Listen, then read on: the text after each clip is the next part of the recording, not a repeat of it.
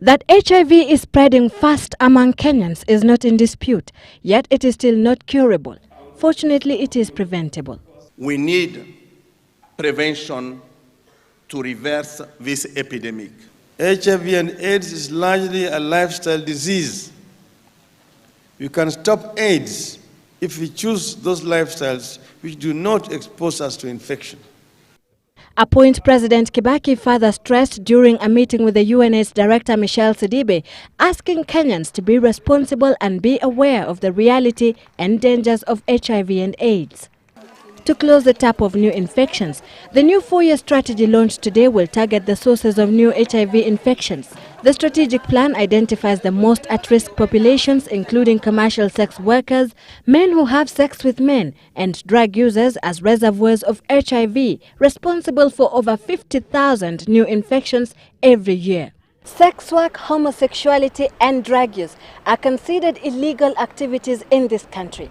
Attempts to decriminalize them have always attracted sharp religious and cultural resistance.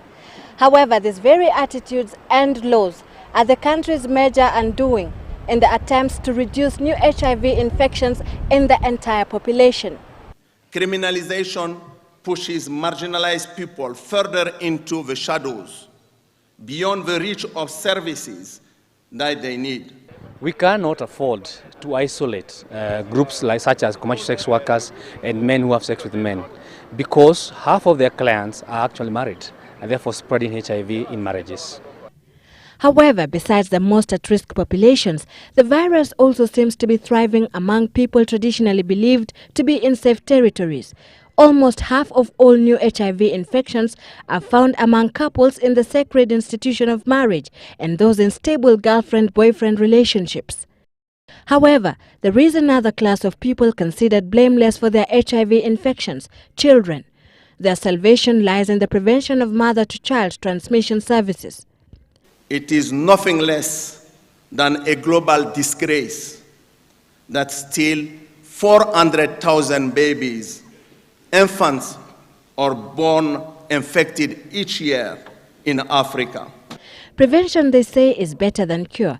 It is cheaper also. We know that for every dollar we spend on preventing HIV today, we save $8 on treatment costs in the future. The UNAIDS Director Michelle Sidibe challenged the government to move the promise to deliver on universal access to services from rhetoric to reality. Sylvia Chebet, Citizen TV.